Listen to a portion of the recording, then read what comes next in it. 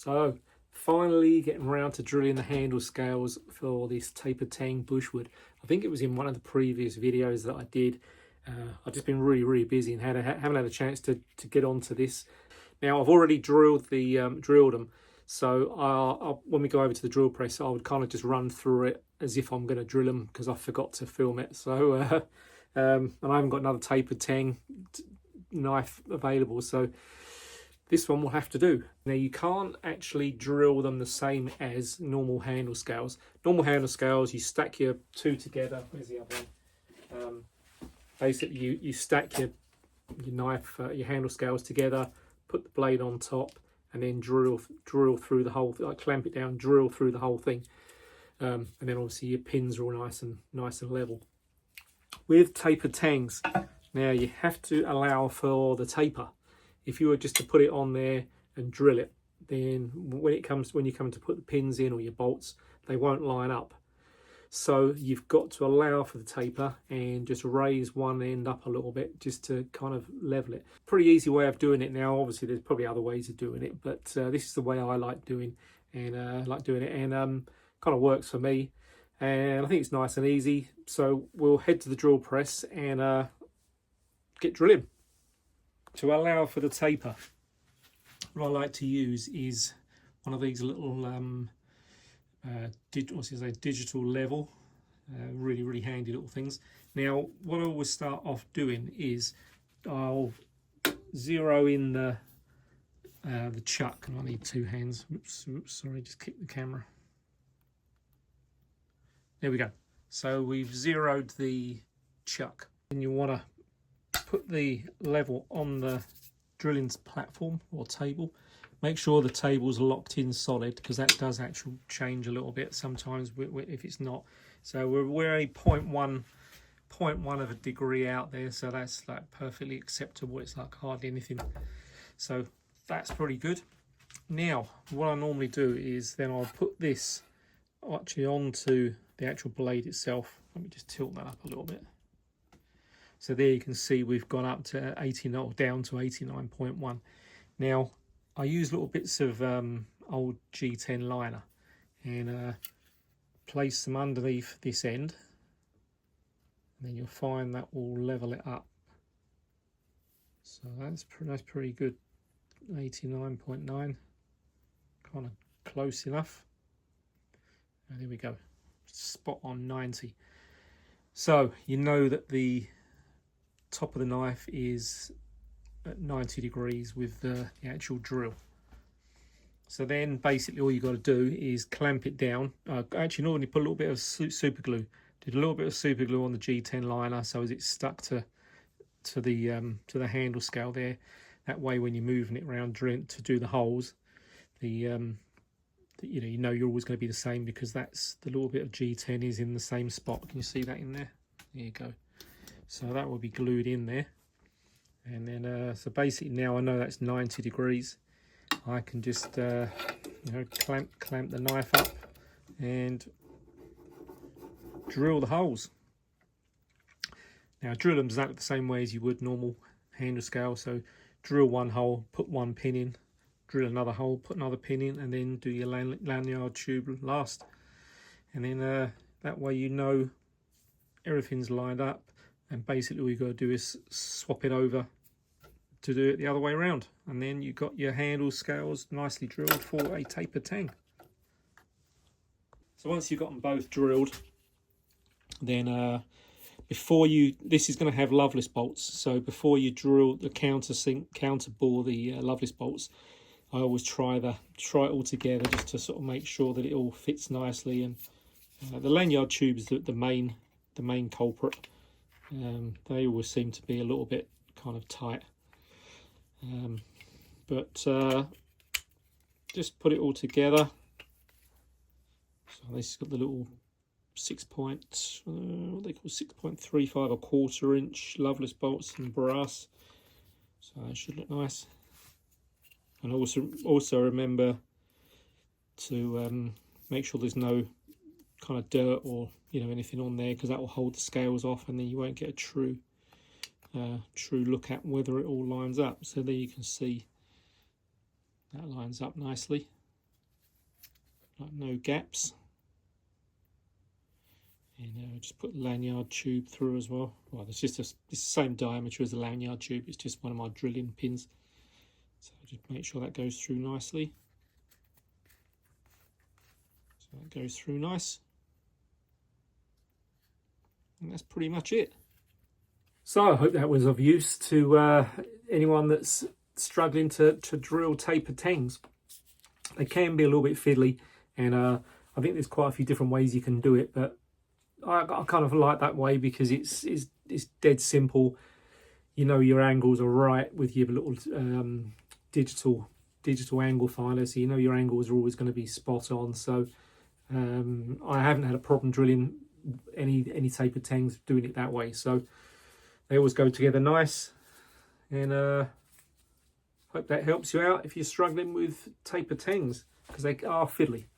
What have I got? I've got 3 finished knives, and again I did my usual thing and posted a load out without doing a video in. But these are all for sale, which will either be on my website or on Instagram.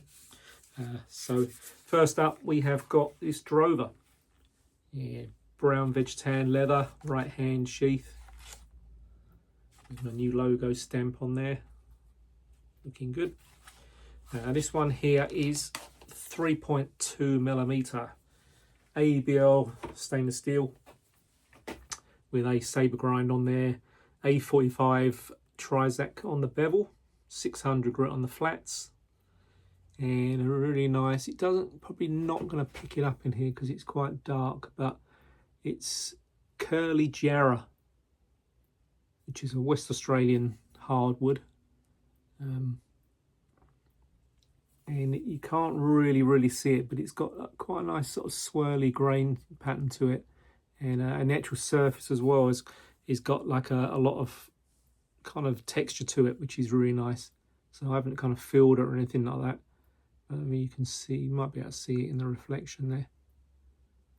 But quite a nice kind of classic style looking knife with the dark handle and just solid brass pins, lanyard tube, no liners. Just a nice kind of traditional looking knife. This one will be on the website if anyone's interested. So that's the first one.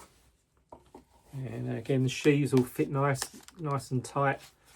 They do kind of loosen up after a while, but you've got to have them tight before you send them out. Otherwise, if you send them out loose, a few months time the knife will be like falling out if it's kind of upside down. So always make sure they're a little bit tight before they go out. But all wet formed. This one here is another Drover. Again, same colour, veg tan, logo stamped on there. All hand stamped, hand stitched. Punch the holes, hand stitched, veg tan. And this one here is again, the sheath's a little bit snug, but that will kind of wear in. This one here is another Drover.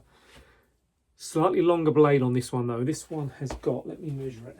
The other one was like about 4 inch, I think. And this one is about 4.5 inch blade, 4.5 inch, or about 115 115mm blade on this one. So slightly longer blade. Again, ABL A45 Trizac finish on the bevel. Nice and even both sides. 600 on the flats. And the handle scales are stabilised West Australian River. Is it going to focus? River Banksia, which is really nice. Got lots of nice grain pattern in there. This little area here, that area there, that reminds me of years ago when I used to go fishing, and mirror carp. You don't get, I don't think you get them here in Australia, but back in the UK we used to go lakes and stuff like that, and catch fishing for mirror carp. And they had scales down the side of them, and I don't know if you can see that. It looks just like it to me, like fish scales. Such a cool wood. This comes from a local area local to me, and stabilised it. When you get it, it's quite light. The blocks are pretty light. I always weigh them before I stabilise them, so the blocks average on around about, say, 110 grams pre-stabilised, and after they've been baked in the little toasting oven at 100 degrees, they weigh around about 110 grams. Once they're stabilised, then they virtually double, so you're kind of almost at like 200 grams for the block. So the wood is quite porous, so it obviously sucks a lot of the cactus juice in, but it makes for like a really nice hard hardwood handle, as you can hear. So and obviously waterproofing and things like that. When you stabilize it, it makes the wood more waterproof. You still got to care for wood. You can't disabuse it and not expect the wood to lose its shine or whatever. You need to oil it, wax it regular, just to give it that protection. But the stabilizing does go a long way to sealing the wood. Yeah, so overall, really nice knife. Wish I could keep them all, but I can't. I've got to pay some bills. Again, no liners, just a kind of traditional style looking bushcraft knife. And being it's got the saber grind on there, these are really good for your camping or whatever, like food prep, and you know, basically Scandies are good for wood carving. You can use them for food prep, but I think I've said before, if you try and chop veggies up with a Scandi grind, and they end up like all over the floor, because, you know, it's more because of the wedge shape of it. They tend to like break the veggies apart rather than slice through. But with a saber, you've got kind of best of both worlds, really. It's still good as a bushcraft knife, but also really good for food prep. Last up, we have got little Bobtail. Now, these are one of my favourite knives, I think. I just love the size of them and the look, and the shape and stuff like that. And they feel really nice in your hand. Again, veg tan leather, little logo stamp on there, hand stitched in a kind of mid-brown belt sheath. Now, this one here is really nice. Again, all West Australian timbers on these three, which I do try and use West Australian woods as much as I can. I just think it's nice that if you're sending a knife overseas, you know, they're getting a wood from, you know, where I live, basically. So you're getting a handle from the whole package. The whole package comes from Western Australia, which is, you know, now and again I do actually use other timbers. I've got some ebony and stuff like that. It comes from Africa, and obviously the Norwegian curly birch, but the majority are WA timbers. So back to this Bobtail. So there we go. Now this is stabilised York gum burl, which didn't focus. Which has some really nice grain pattern to it. It's got my little brass star mosaic pins. And no liners again, just kind of nice traditional style with just the wood and steel. And this is, I think this is 2.5. Hang on, let me just measure it. Oh no, it's 3mm. Just under 3mm ABL with the Scandi grind on there. And A30 on the bevel. And 600 grit on the flats. Gives it that nice polished look. And it is nice and sharp. Let me get a bit of let me just grab a bit of paper. Where are we? Oh. Just grab a little bit of paper. And it is nice and sharp.